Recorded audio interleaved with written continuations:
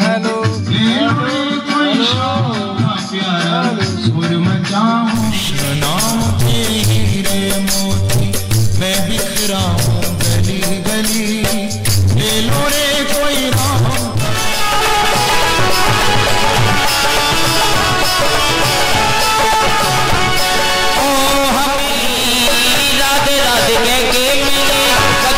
लगाई ना समझो जैसे दूध में मिलाई मैं समझो जैसे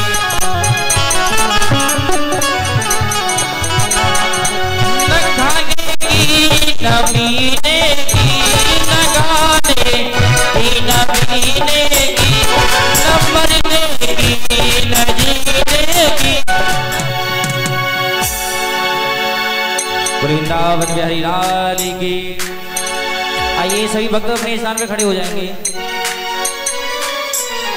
और श्री भागवत आरती श्री भगवत भगवान की है आरती पापियों को पाप में तारती भक्त भगवान की है आरती पापियों को पाप में अमर ग्रंथ ये मोटे भक्त ये पंचमे दिन राला ज्योति जगाने वाला ये अमर ग्रंथ ये पंचमे दिन राला ज्योति जगाने वाला सब ज्योति जगाने वाला सब ज्योति जगाने वाला ओ निधान यही हरि नाम यही हरि नाम यही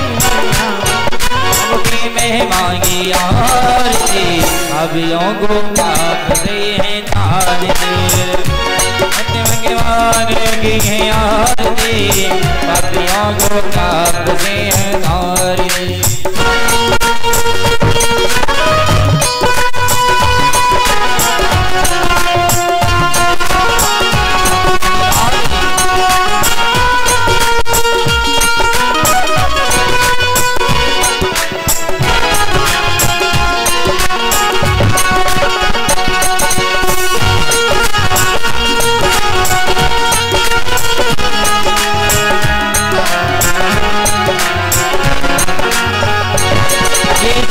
गीत पावन मुनीत मामो को मिटाने वाला हरि दर्द कराने वाला ये शांत गीत पापों को मिटाने वाला हरि दर्द कराने वाला हरि दर्द कराने वाला ये सुख करनी ये दुख हरनी ये श्रीमद सोदर के आरती पापियों को पाप से हैं तारती भागवत भगवान की है आरती पापियों को पाप से है तारती।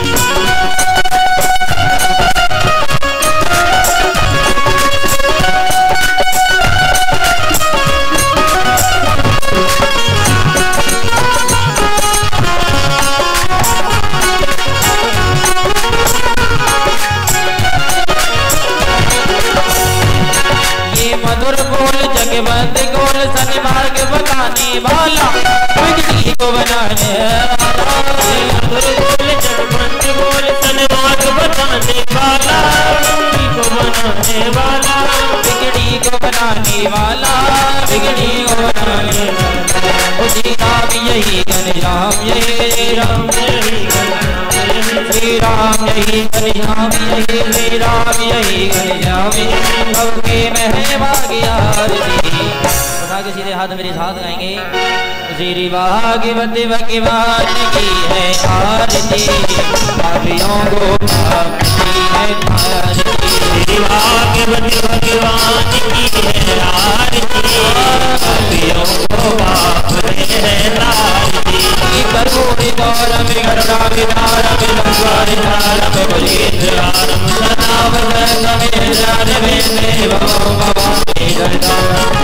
भागवत भगवान की है पापियों को पाप से तारती भागवत भगवान की है आरती पापियों को पाप में है तारती आगे पापियों को पाप से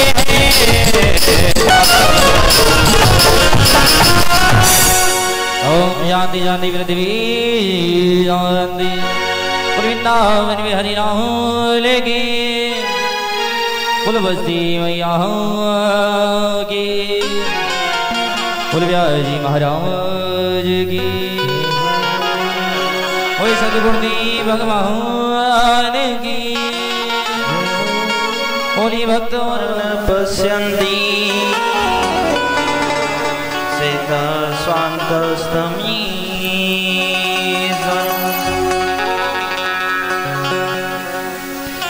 गुरुर्ब्रह्मा गुरुर्विष्णु गुरुर्देवो महेश्वर गुरुर्साक्षात् परमो तस्मै श्री गुरुवे नमः।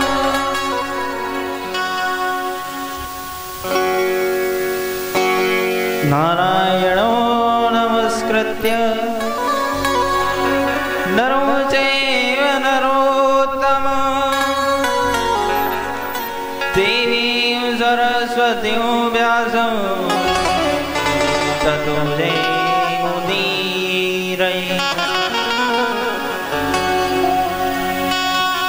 बुद्धिहीन तनु जानेगी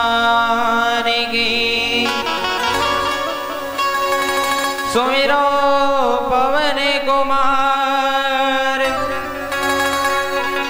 बल बुद्धि विद्या देहु मोहि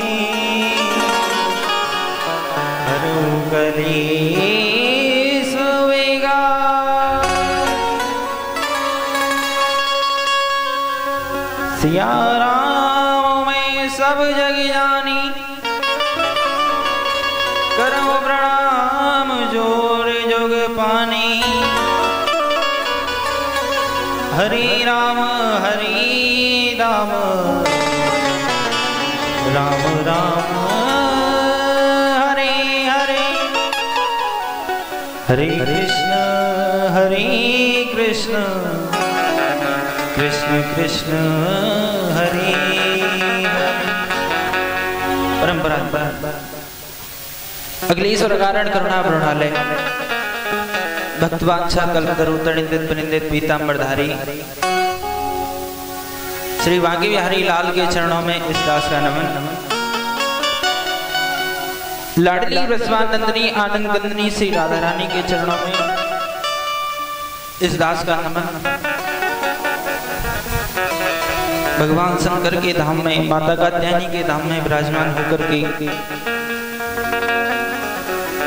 हम सब उन्हें नमन करेंगे। और जहां तक भी इस बालक की आवाज जा पा रही हो वहां के जीवों के हृदय में विराजमान मेरे गोविंद के चरणों में इस दास का नमन। और यहाँ पर सभी भक्तगण आए हुए हैं और जो आ भी रहे हैं उन सभी को हाथ जोड़कर राधे राधे जय श्री कृष्णा। तो आइए अपनी मन और वाणी को पवित्र करने के लिए 2 मिनट हरि नाम संकीर्तन करेंगे। बोली बांके बिहारी लाल की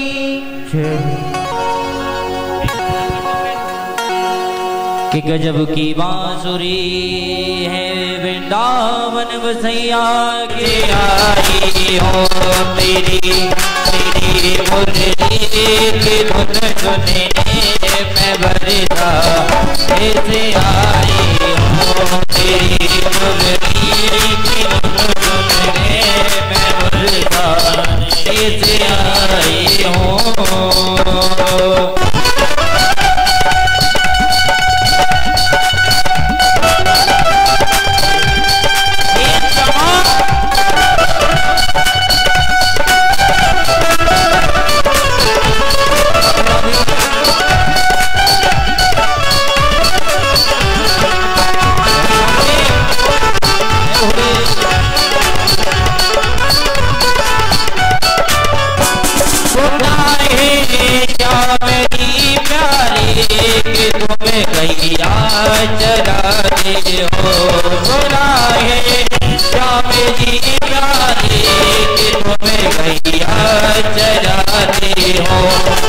गैया चराने को, गैया चराने को मैं ग्वाले आती लाई हो, तेरी मुरली की धुन पर जाने से आई हो।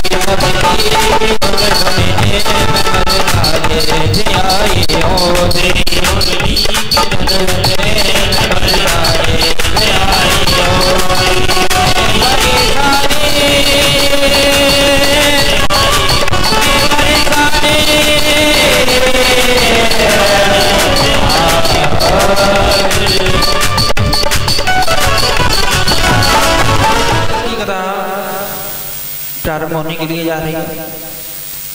जहां तक भी मेरी आवाज जा पा रही हो, सभी भक्तगण शीघ्र आएंगे और इस कथा का रसपान ग्रहण करते हुए चलेंगे। दुल्हा की बिहारी लाल की जय हो। कल बड़ी सुंदर सी कलश यात्रा का सभी लोगों ने आनंद लिया, लेकिन आज कुछ क्षणों के लिए महत्व की कथा हो गई, फिर उसके बाद में मेन कथा की ओर चलेंगे।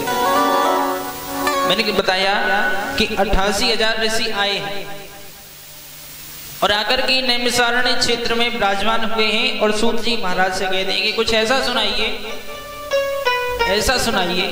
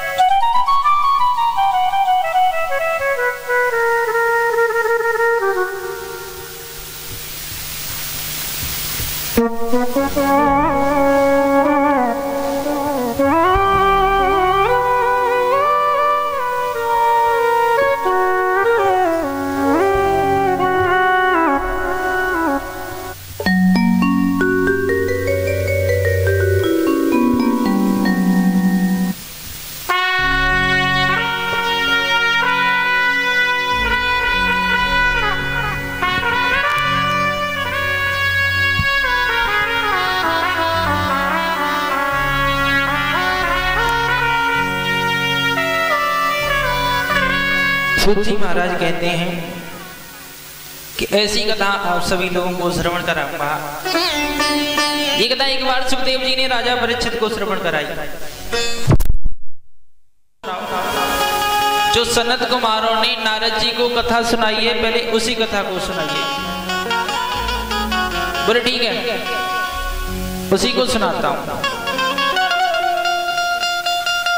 तब सूत जी महाराज कहते हैं कि एकदा हि विशालायां चत्वार ऋषयो मलः सत्संगार्थं समायाता सुस्तुतत्र नारद। बोले एक बार बद्रीनाथ में सनत कुमार। अच्छा, मैं आपको बताऊं कि सनत कुमार कौन है। वैसे तो सभी लोग जानते ही होंगे, पहले भी कई बार सुन चुके हैं सनत कुमारों का नाम। सनत कुमार ब्रह्मा जी के सबसे पहले पुत्र हैं।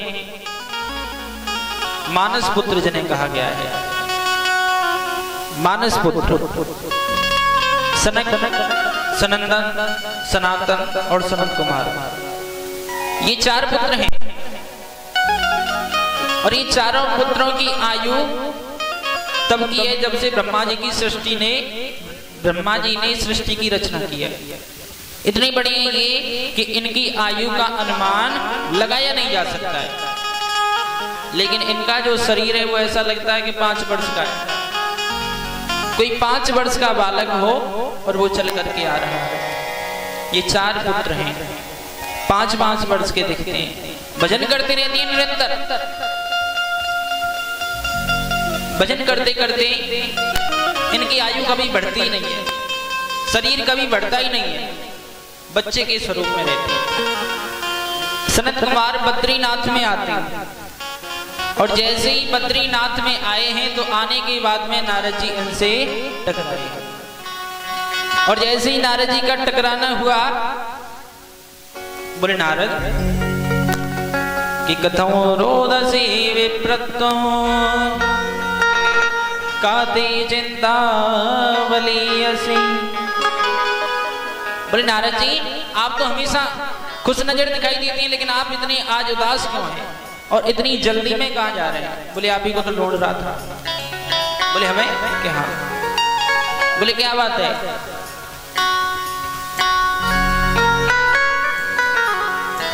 बोले एक बात। बोले क्या बात है, बताइए दे सही। बोले मैं इस पृथ्वी पर जब पहली बार आया तो मैंने भजन किया अत्यधिक। जब भजन के बाद में मेरा दूसरा जन्म हुआ तब ब्रह्मा जी का मैं पुत्र बना। उनके बाद में मैंने भगवान को प्राप्त किया। लेकिन फिर उसके बाद में मेरे मन में जिज्ञासा हुई कि मैं एक और बार पृथ्वी को देखूं, और मैं इस पृथ्वी को देखने के लिए दोबारा चला आया। और जैसे ही मैं इस पृथ्वी धाम पर आया तो आने के बाद में मैंने बड़ा ही अजीब चरित्र देखा। बोले क्या हुआ? नारद जी कहते हैं कि अहो तो पृथ्वी ज्ञात्वा सर्वोत्तमामिति पुष्करं च प्रयागं च काशी गोदावरी तथा।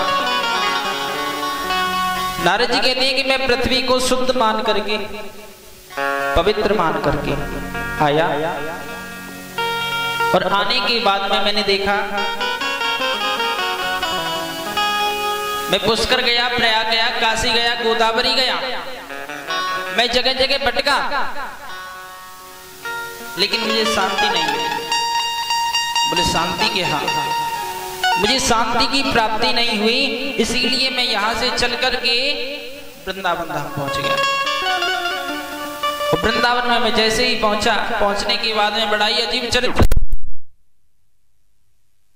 फिरते में वृंदावन पहुंच गया। नारद जी 2 ही बातें कहते हैं जो कि आज के संसार में होती रहती हैं। पहली बात कहते हैं कि तुलसी इस संसार में और मैंने देखे नयन पसार, 7 बार में 3 कहो मंगल बुध इतवार। बोले मैंने देखा जब मैं इस धराधाम पर आया तो मैंने क्या देखा, नारद जी बता रहे हैं 7 बार होती है ना, सोमवार मंगलवार बुधवार, इन बारों में 3 चीज नहीं देखी, मंगल बुध और इतवार। मंगल यानी कि कुशलता, नारद जी महाराज देखते हैं जगह जगह बीमारियां, जगह जगह लोग परेशान हैं, जगह जगह इतना दुख है कि नारद जी से सहा नहीं गया।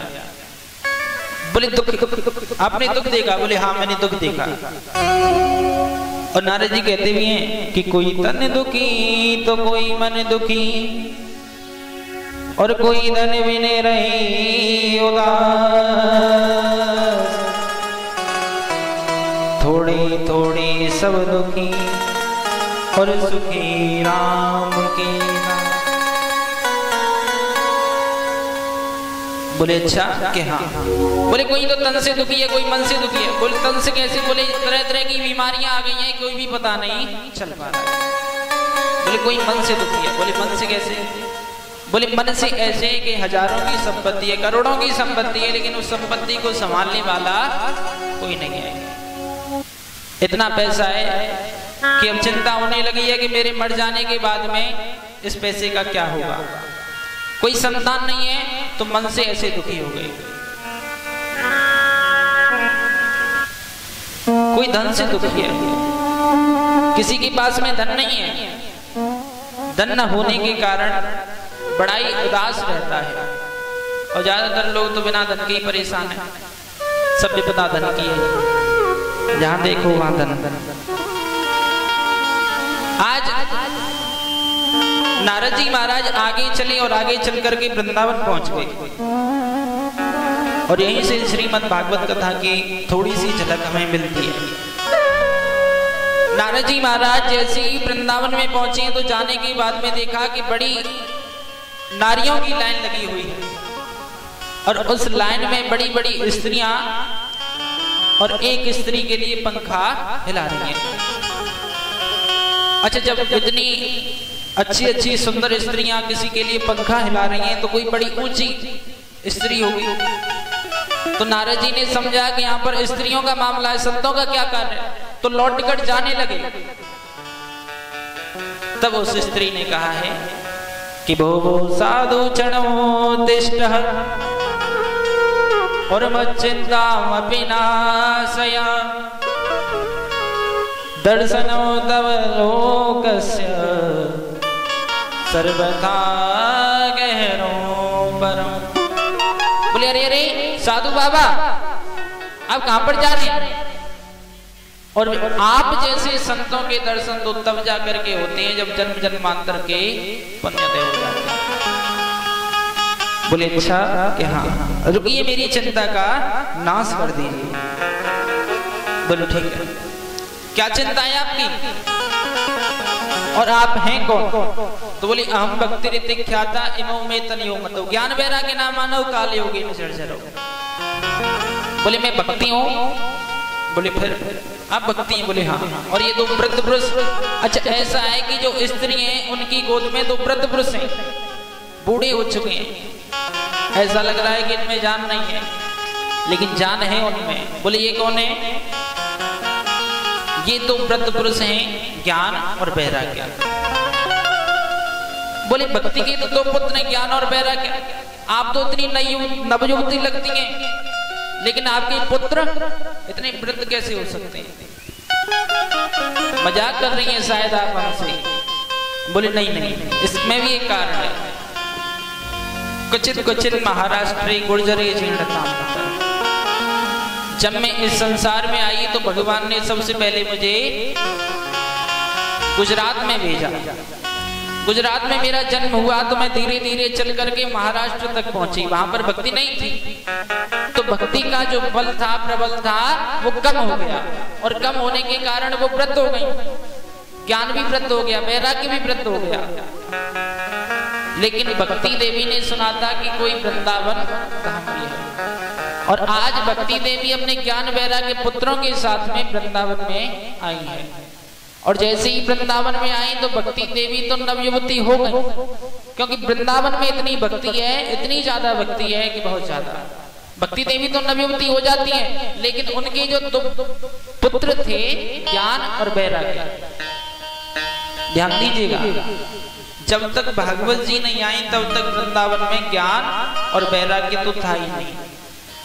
वैराग्य होता है सब कुछ छोड़ना, वृंदावन में कोई कुछ छोड़ना नहीं चाहता था, और ज्ञान था नहीं, इसीलिए वहां पर था भक्ति का प्रेम।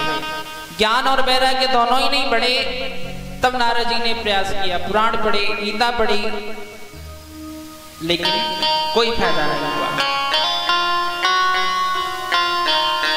यहां तक कि वेद भी पढ़े, लेकिन जब कोई फायदा नहीं हुआ तब उसके बाद में सनत कुमारों ने श्रीमद् भागवत कथा कही हरिद्वार में।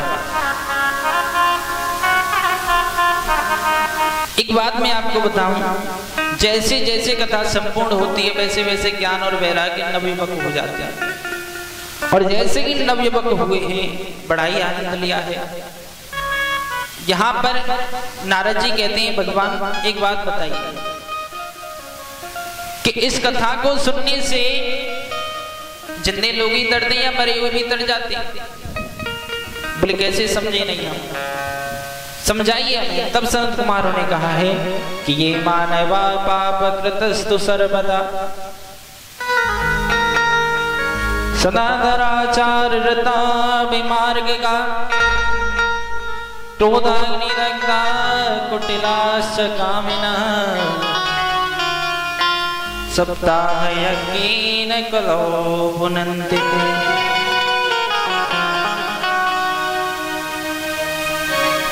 बोले जो भी प्राणी जिस भी प्रकार से जिस भी भाव में श्रीमद् भागवत कथा को सुन लेता है,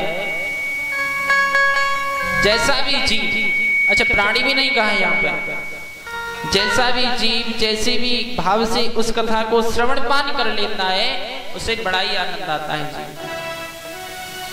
और बड़ा ही आनंद आने के बाद में उसे मुक्ति मिल जाती है, भगवान की प्राप्ति हो जाती है।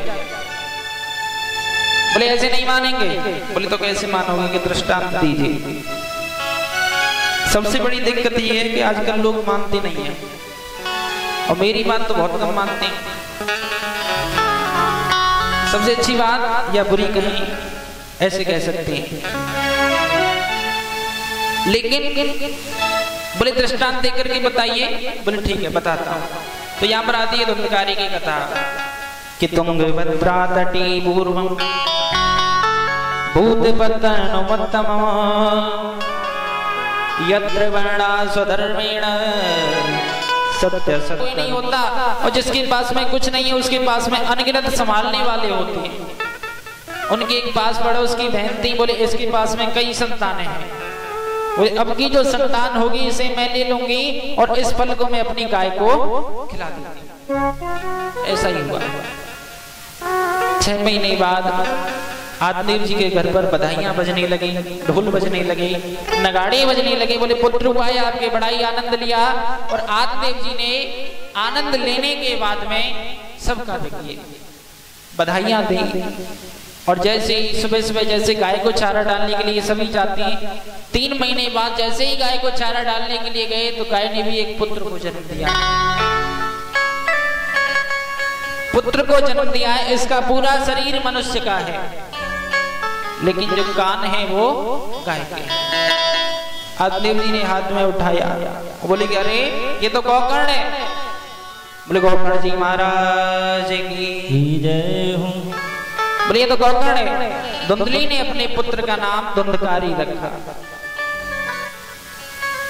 और जैसे जैसे समय व्यतीत हो गया कि गोकर्ण पंडितो ज्ञानी, आवाज निकलने लगी, जोर जोर से चिल्लाने लगा। और जैसे ही चिल्लाया है तो इतने में एक वैश्या आई और आकर के चूल्हे में से अंगारे भरे और भर करके उसके मुख में डाल दिया। और वहीं पर धुंधकारी का प्राण त्याग हो गया। लेकिन मैं बताऊं आपको, इस संसार में 84 लाख योनियां होती हैं। 84 लाख योनियों में से एक योनि ऐसी होती है जिसमें हम पुरानी आत्मा के शरीर को ही जीते हैं, वो होती है प्रेत योनि। और आज जैसे ही धुंधकारी प्रेत योनि में गया है तो अपने कष्टों के कारण झुलसने लगा। कोकण जी महाराज आए, उनसे निवेदन किया कि मैं तुम्हारा बड़ा भाई धुंधकारी हूं, मेरा उद्धार कराइए। तब कोकण जी महाराज ने कहा है कि ठीक है।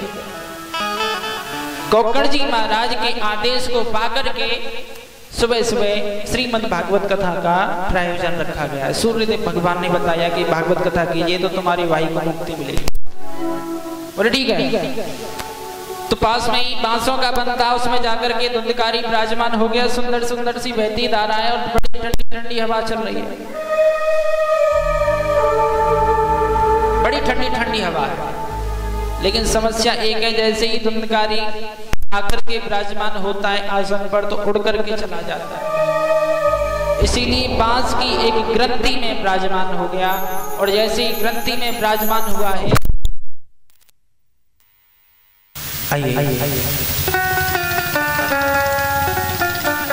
एक बहुत अच्छी बात आती है कथा में, आगे बताऊंगा।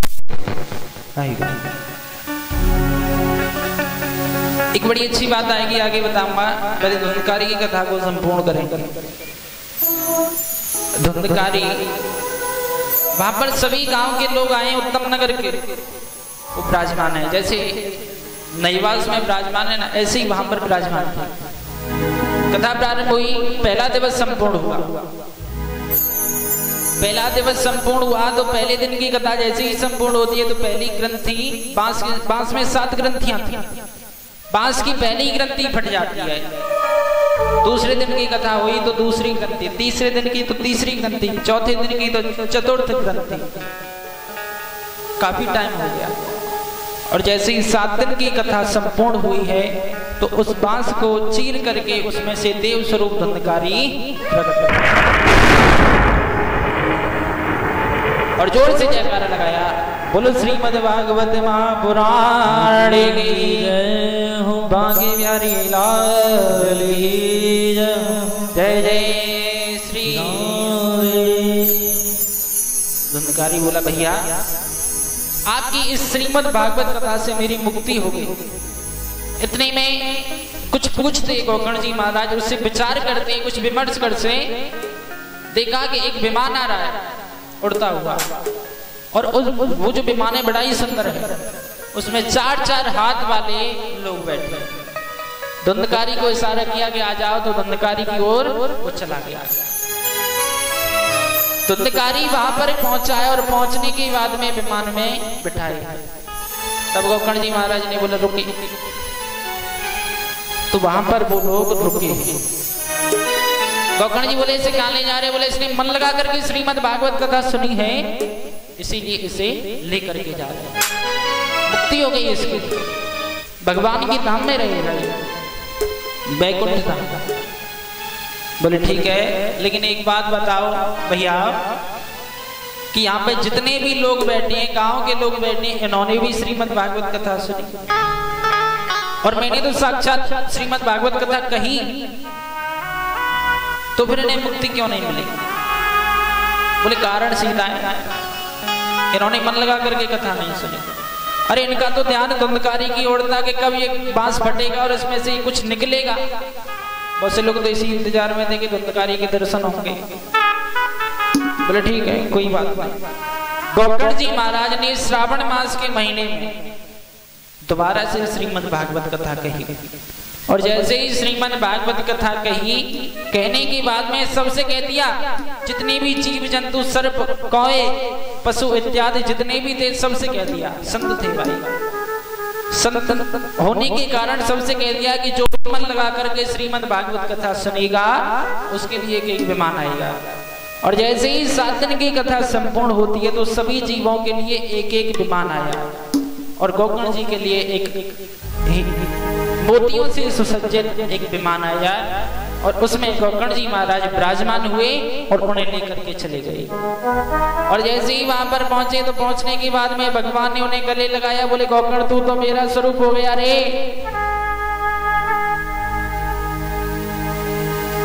क्यों? बोले श्री राम जी जब यहाँ से गए थे तो आपने देखा होगा जैसे ही श्री राम जी जाते हैं तो सभी अयोध्या वासियों को अपने साथ में लेकर के चले जाते हैं। इसीलिए गोकर्ण जी महाराज भी अपने भक्तों को अपने साथ में लेकर के चले गए। एक बात मैं आपको बताना भूल गया, जब नारद जी आए तो उन्होंने एक और चीज देखी। बड़ा ही सुंदर श्लोक कहा है सूत जी महाराज ने कि तरुणी प्रभुता श्याल को बुद्धिदायक कन्या विक्रणो लोभा दंपति नाम चकलकनम।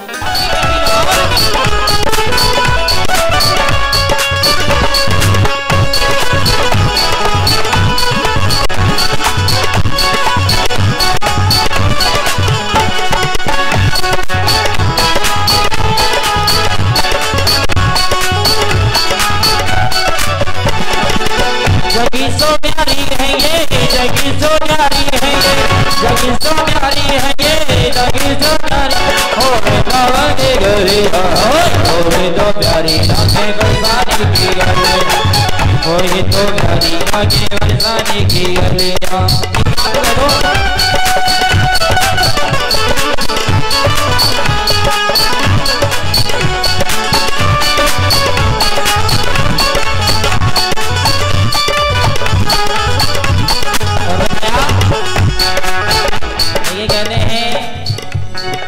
कुछ कहे रहा नहीं जाता, बिना कुछ कहे रहा नहीं जाता। क्या करो कुछ कहा नहीं जाता और बिना कुछ कहे रहा नहीं जाता। ऐसे बैठे कैसे बैठे बताए दो, बताए दे।